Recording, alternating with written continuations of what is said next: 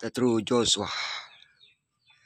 Now these things happened to them as an example, but they were written down for our instruction, on whom the end of the ages has come. We can read the life of Joshua described in the Pentateuch and in the book of Joshua itself in two different and complementary ways, as history and symbolically. We can read the life of Joshua described in the Pentateuch and in the book of Joshua itself in two different and complementary ways, as history and symbolically. In order to make a correct symbolic interpretation of the figure of Joshua, we must first know the rules that govern biblical symbolism, types, and antitypes. Once this is done, we will trace the symbolism of Joshua throughout the rest of the Bible to find the messages that Elohim has left us through his word in relation to the symbolic Joshua. Biblical symbolism. What is typology? Typology classes. The symbolism of Joshua. Joshua's a type. The antitype of Joshua. Joshua's a type of the church. Biblical symbolism. What is typology? Now these things happened to them as an example, but they were written down for our instruction, on whom the end of the ages has come.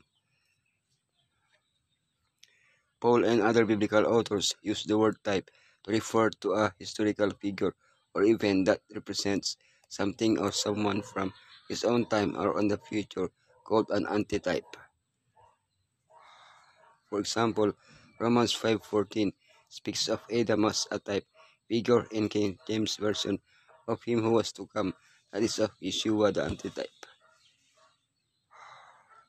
On many occasions, we find in the Old Testament an indication that specific characters or events are types of something to come.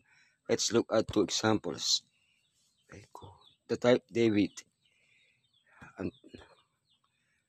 antitype advertisement, a new David. The antitype Yeshua. The type sacrifices.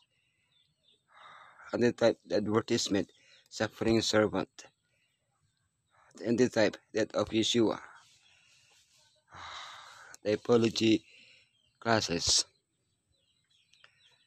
Typology classes, where he stayed until the death of Herod, and so was fulfilled what the Lord had said through the prophet, out of Egypt I called my son. The types in the Old Testament point to three distinct kinds of antitype in the New Testament: Messiah, the church, and the end times.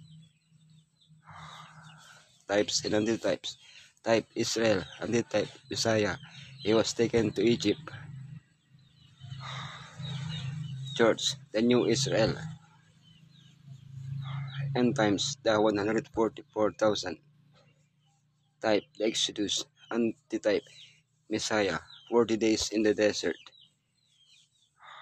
Baptized and sustained by Messiah. End times, Exodus from apostate churches. Type, the sanctuary. Antitype, Messiah. It was like a temple among us. Church, we are the temple of Elohim. End times, the New Jerusalem, our temple.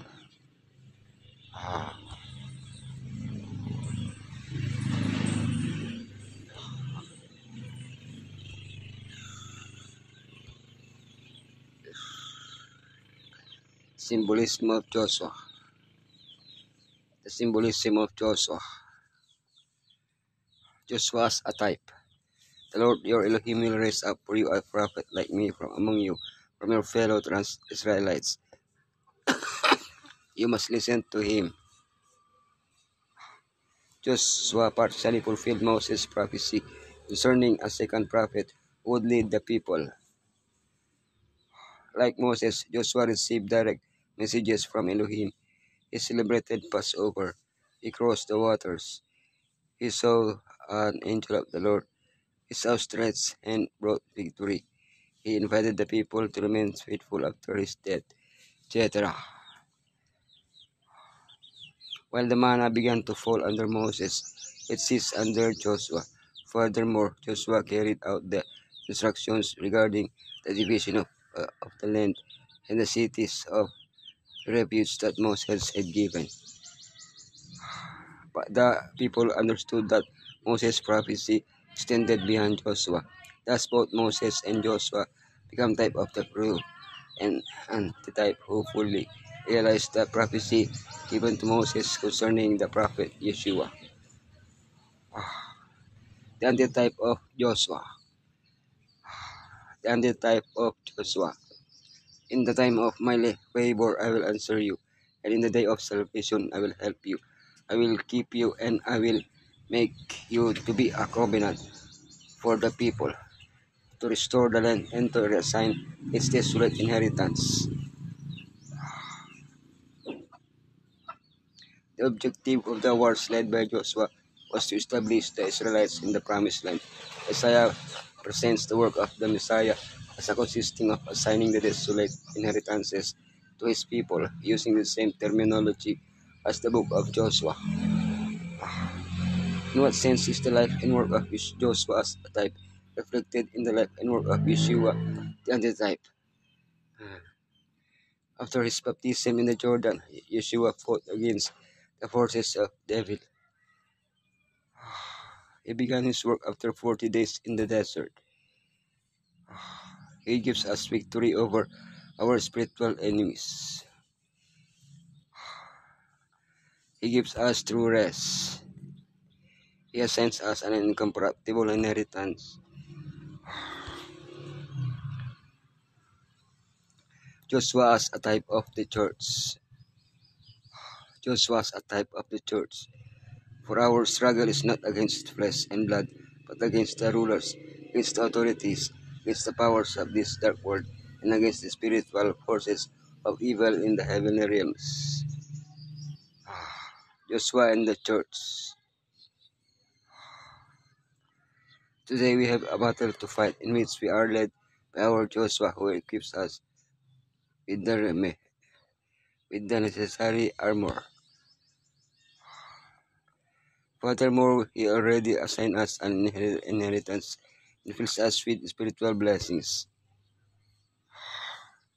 Joshua and the end times.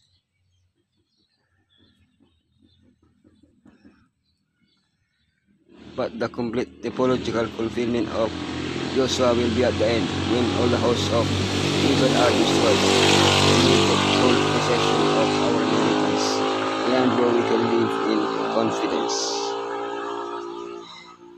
Until that time comes, let us grow in grace as Joshua did, allowing Elohim to transform us to become a little more like him each day. The Israel of Elohim. The Israel of Elohim, journeying to the heavenly Canaan, have a captain who needed no human teaching to prepare him for his mission as a divine leader.